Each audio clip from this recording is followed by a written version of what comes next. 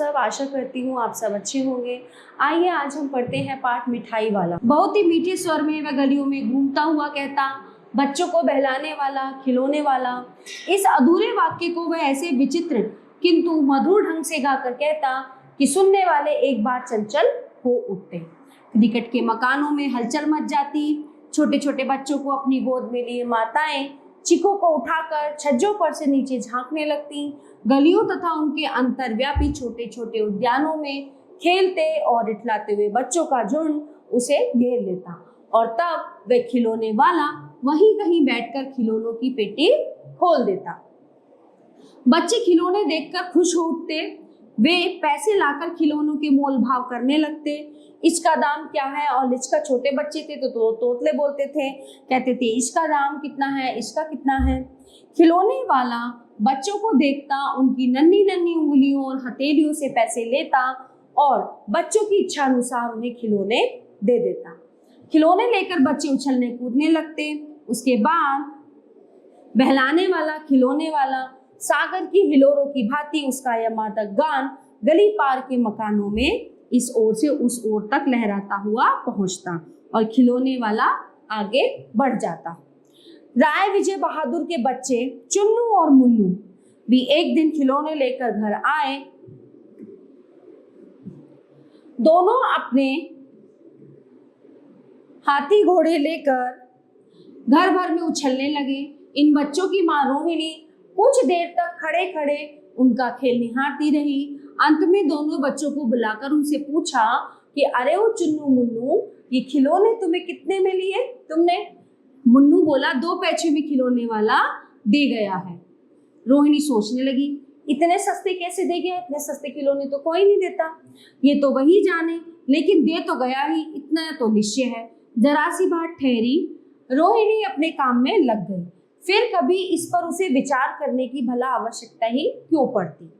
6 महीने बाद फिर क्या होता है? 6 महीने बाद नगर भर में एक मुरली वाले के आने का समाचार फैल गया। लोग कहने लगे, भाई वाह, मुरली बजाने में वह एक ही उस्ताद है।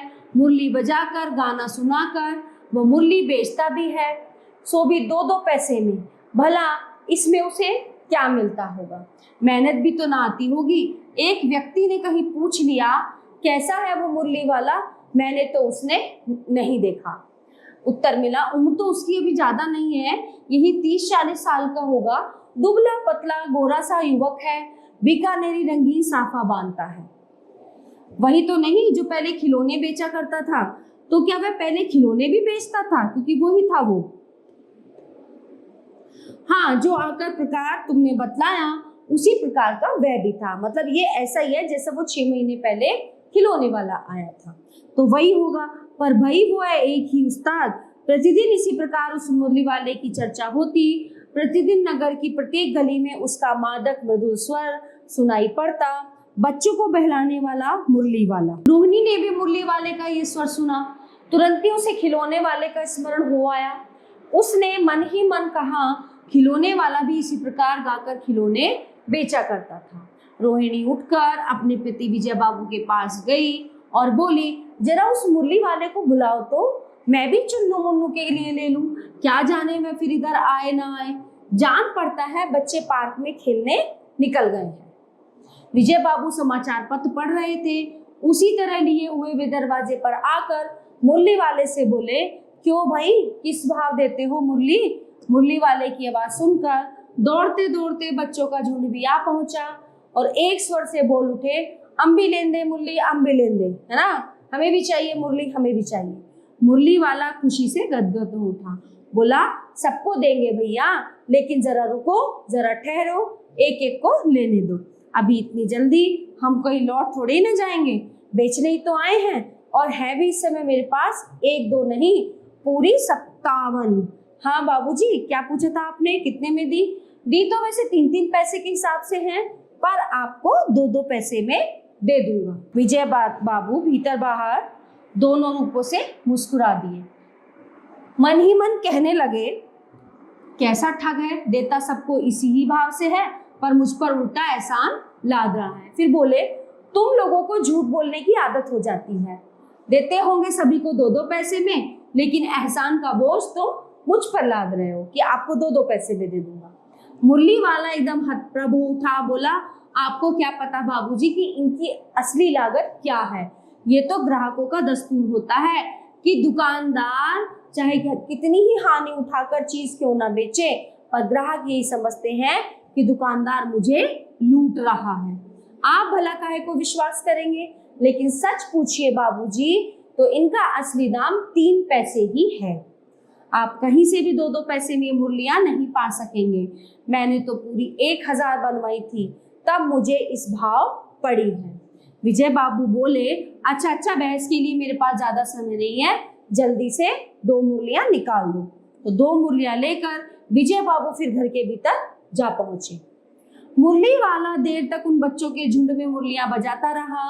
उसके पास कई रंग की मुरलियां थी। बच्चे जो पसंद करते मुरली वाला वही मुरली उन्हें दे देता। 8 महीने बाद, ठीक है ना, फिर आता है वो सर्दी के दिन थे। रोहिणी स्नान करके अपने घर कमरे की छत पर चढ़कर बाल सुखा रही थी।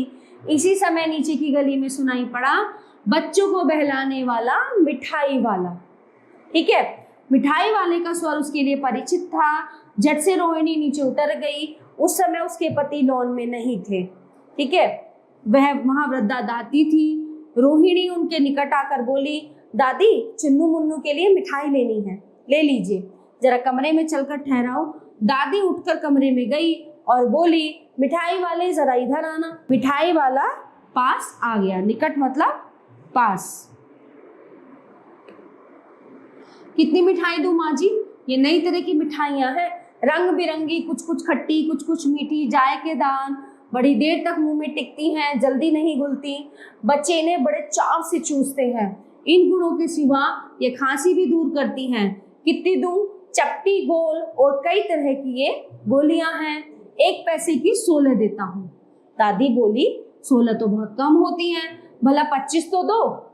मिठाई वाला बोला, नहीं दादी जी, अधिक नहीं दे सकता, इतनी भी कैसे देता हूँ, ये अब तुम्हें क्या बताऊं। खैर मैं अधिक नहीं दे सकूंगा, अब इससे ज्यादा मैं क्या ही बोलूं। रोहिणी दादी के पास बैठी थी, बोली, दादी फिर भी काफी सस्ती दे रहा है, 4 पैसे की ले लो, ये रहे पैसे। मिठाइयाँ वाला मिठाइयाँ गिनने लगा। 4 पैसे की दो, अच्छा 25 न सही 20 ही दे दो। अरे हाँ, मैं बूढ़ी हुई, मोल भाव यो भी मुझे करना आता नहीं।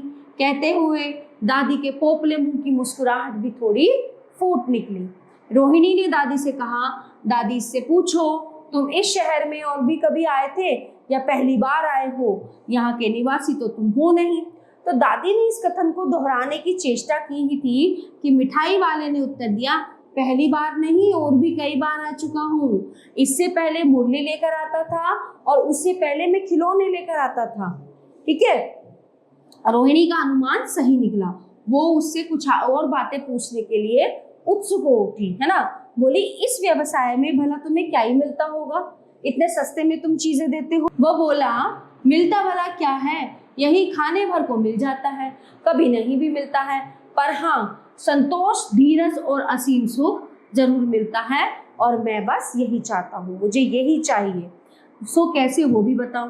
आप व्यर्थ उन बातों की चर्चा क्यों करूं, उन्हें आप जाने ही दें, उन बातों को सुनकर आपको भी दुख ही होगा।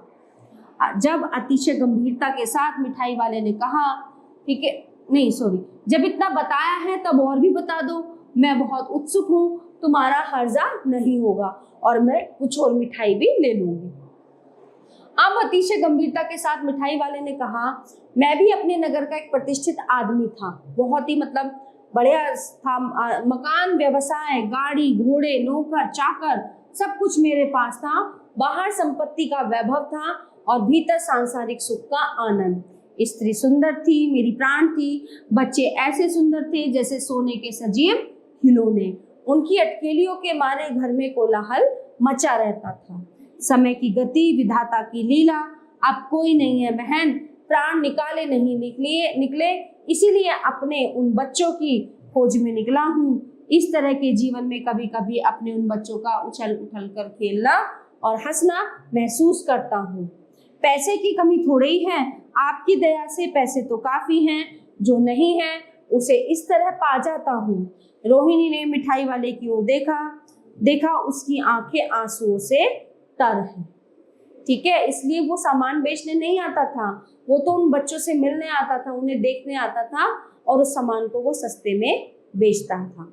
आशा करती हूँ ये पाठ आपको बहुत अच्छे से समझ आया होगा। धन्यवाद।